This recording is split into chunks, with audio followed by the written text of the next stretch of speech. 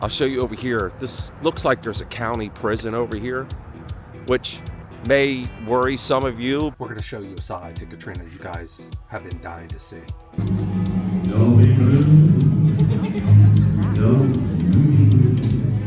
I forgot an important feature that I need. What's that? I guess we're really not in the talking mood until we get that coffee. We gotta get some coffee. Well, a question that gets asked a lot is, can you RV after you've winterized your rig? We're gonna find out. The Class C Francis has been winterized and it's all set up to stay the winter here in Maryland. We're gonna take it out because, well, we're kind of bored and it's a nice weekend. So we figured let's get out and let's go to a local harvest toast. Okay. Yeah, this is one last trip, kind of to get our fix in before we get ready to leave to go down to Florida. All right, let's check it out. We'll see you guys at the, we'll show you the brewery and the harvest toast and check it out. You guys know we love our harvest toast. Isn't that right? We do.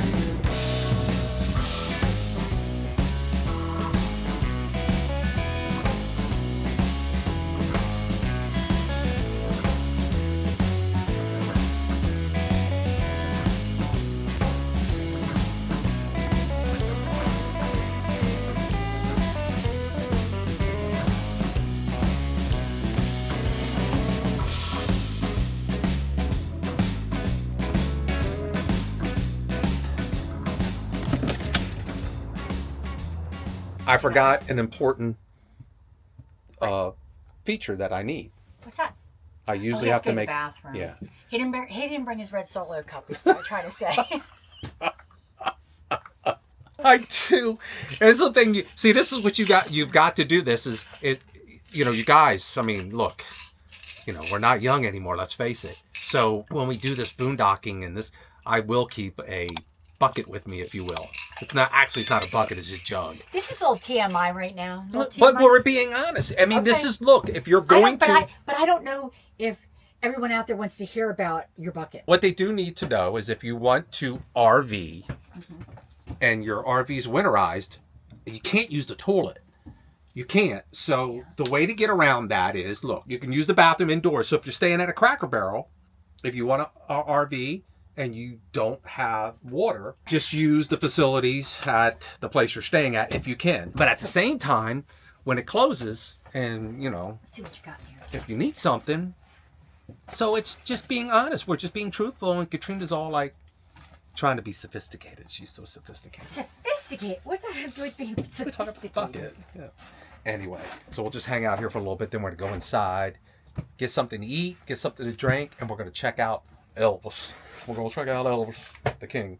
So Katrina's sitting here taking care of, doing a few things, taking care of some business here, trying to keep busy. I'm actually trying to tinker and figure out this new camera we have. And It's so teeny. It's so cute. It's a little guy. It's cute, little. Okay. All right. We got a little bit more work to do here. Then we're going to go inside and I'm getting hungry. we're going to see just how many cocktails or beers Katrina can drink tonight. Maybe like 2. That's a new challenge. 2. We're going to 2. Oh, you know, I was going to say we're going to bring out the new year into the new year, but I forgot we're going to be down in Florida to do that. We will be. We're going to show you a side to Katrina you guys have been dying to see. And get your mind out of the gutter. Don't be thinking that way. You've seen all my sides. I'm good. I don't know that we have. You have. You've seen all the sides that you need to see, nothing else. Yeah. So get your mind out of the gutter. Let me go. There's let me nothing go to there. see, You believe guys, me. It's all good. Or so since we're boondocking, mooch. Now it's boondocking. We're at a harvest host for boondocking. We decided to bring the Bluetti with us, and we've talked about this before. We did a video on it, and if you didn't get a chance, I'll put a link above. You can check out our full video on the Bluetti. We have the Bluetti AC200L. This is 2,048 watt hours, 2,400 watts. This thing has been fantastic. we've used it and we're using it right now. There she is. It's the Bluetti AC 200L, 2400 hour watt, 2048 watt hours. It's got all kinds of capabilities. Check out this digital display you have right here. It's got the DC output on this side. You have your USB to C, your USB to A connections. So if you want to do some charging there as well, check those out. You also have the AC side over here. We're currently running the laptop and I'm charging the phone right now. You also have the 30 amp connection there if you want to use it. So if you look over here, you can see you have your DC connection. So if you need to use your DC, your output, you just turn that on. You got your USB, and we're currently running the AC side of it because we're charging a few devices. When you look at the side over here, so you have your DC input for your charging right here. You got your AC input.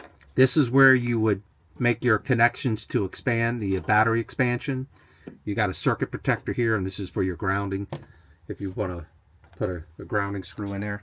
So it's got a smart display. It's got a 13 versatile output interface, multiple charging options. It's got a Bluetooth app control, which you can put on your phone. You can control it from the app. With the AC charge, you could charge it to 80% in just 45 minutes, and you can get a full charge in 2 hours. You could also go with the solar setup. You can get 1200 watts to get this thing charged in 2 hours if you choose to. Katrina and I have we have a solar panel. We have the 350. We used it out at the Assateague State Park when we were out there. Yep. You could also extend the capacity from 3,000 watt hours to a whopping 8,192 watt hours if you decide to expand it. So that's something you may want to consider to give you more power. And as we know, there's nothing wrong with more power. I knew that was coming. She knew that was coming. Guys, got to check it out. And what do you think so far? It's not so far so good. It's actually not that cold, so No. we don't have anything running right now. Justin, I don't know if he's the owner of the brewery, he's out there in his owner or manager, yeah, nice guy. in his Christmas suit, so we'll be sure to show you that. But once again, we want you guys to check out this Bluetti. Just check it out. Go look at the link down below. Go check it out. You know, you don't have to commit to anything, but just go check them out and see what maybe it gives you. For those of you who have a smaller rig, you don't have as much battery capacity. If you're still, you have your not your lithium and not your AGM, but your acid-lead batteries, and you want something to give you a little bit more peace of mind when you're traveling. Like I said, we're able to put this down on the floor right near the seats so we can use it. It comes in really handy, and it's not that heavy. I mean, 60 pounds. Katrina moves it around all the time. She handles it like it's nothing. And so it's not like it takes up a lot of room. It's a way of giving you a little peace of mind, or it gives me peace of mind.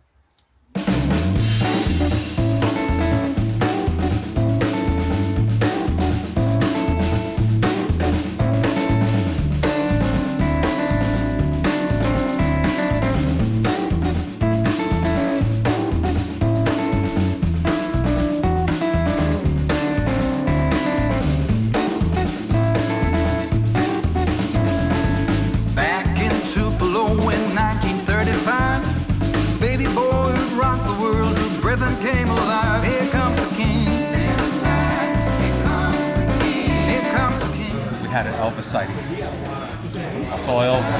His guitar in hand, up front in the band. Here comes the king.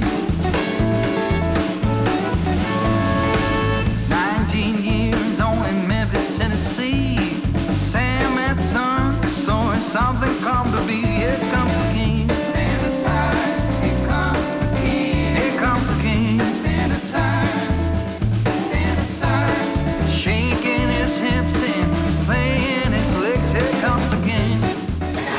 Cheers. Yes.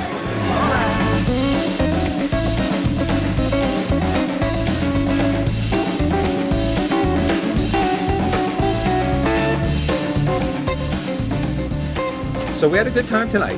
We had a good time. What did you think about this Harvest Host? Well, I really like it. I mean, the brewery was really cool. It's an industrial park, so you don't have to worry about making any noise or having the generator running. I mean, it's literally in walking distance. It's right there. Yeah.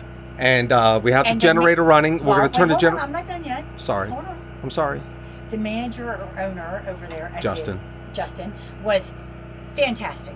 He could not have been any nicer, any more accommodating. Actually, even gave us his card and said, hey, if you have any problems tonight, give me a call. I would suggest this would be a great Harvest Host to go to, especially if you like breweries. They have a lot of live music, it looks like. Like right now, I know it's holiday season and they have something going on like every night, but even off season, they have stuff going on. And it was a fun environment. During the summer, they do a lot of barbecue. If you're on 70 going east or west, you take the exit for Route 81. It's not a couple miles up the road. 4 or 5 miles. If that. Very So convenient. it's a nice, easy, convenient, safe, secure location.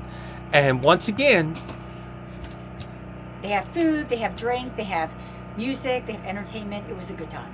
It's a small local business, and we don't go out that often. So when we do go out, it's very nice if we can take the RV. Thank goodness we have this little one, because this one came in really handy.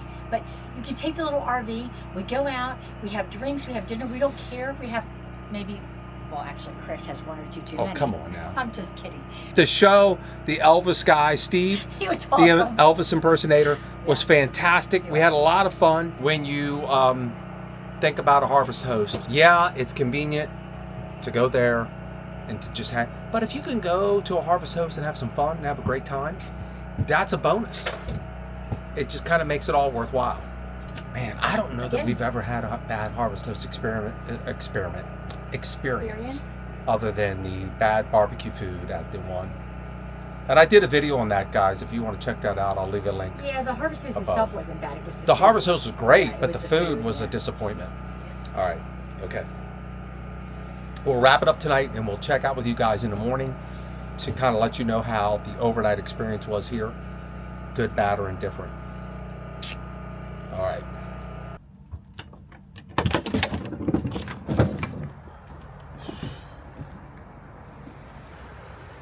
Well, excuse me. Good morning. Katrina and I are about to roll out from the Antietam Brewery here in Hagerstown, Maryland. As you can see, turn the camera around here, you can see this. This is where we park for the evening. It's all industrial. And it was very quiet. No issues, no problems. Felt secure and safe. It was quiet once the brewery closed down. I think it was around 11. I'll show you over here. This looks like there's a county prison over here, which may worry some of you, but I think it's a good thing. They're right there. So right over here, there's the prison, and you can see Interstate 81 is right over there, and there is the brewery. So we're gonna roll out here this morning, head back home. We gotta get Tucker a haircut before we head down to Florida. Okay. A little too bright for you? I just woke up. We're gonna go find us a Dunkin' Donuts. I don't know if I'm going to survive Alaska. Well, I guess it was a little bit too cold for Katrina last night. We didn't run anything. Actually, It was really cold. it really didn't get cold until this morning, in my opinion. That's true. It was fine all night. It's fine all night, except for I should have brought a third blanket. That's Right. all we needed was another blanket. Yeah. I guess we're really not in the talking mood until we get that coffee. We gotta get some coffee, and then we'll do a wrap up of what we thought.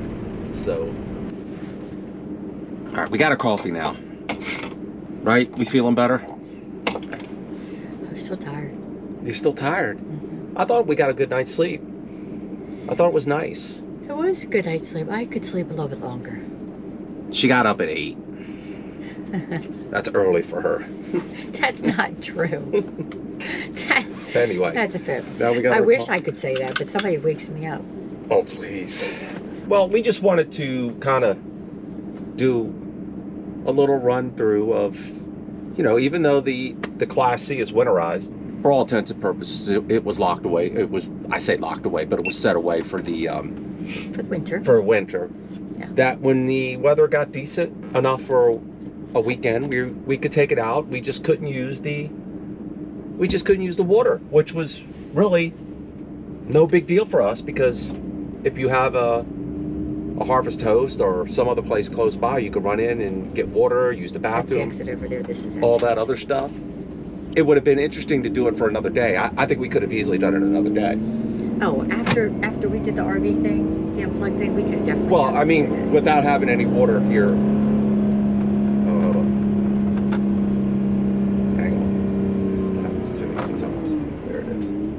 Boy, driver errors happen all the time this morning. Oh, I'm distracted. First with the heat, now he has it. What gear did you have it in? It was in low. Low? Yeah. Being in the Class C, we could have easily just, if we had to, drive over to a like a Home Depot or something like that to use the bathroom or anything like that. So, and we just wanted to show you guys, you know, look, if you can always take your RV out even if it's winterized. Don't sweat it. You can still hook it up, power, everything. You just don't need, you know, the water. If you get the itch like Chris does, just get in the RV and go. And I had the itch. All right. All right then. All right, guys. Wrap it up.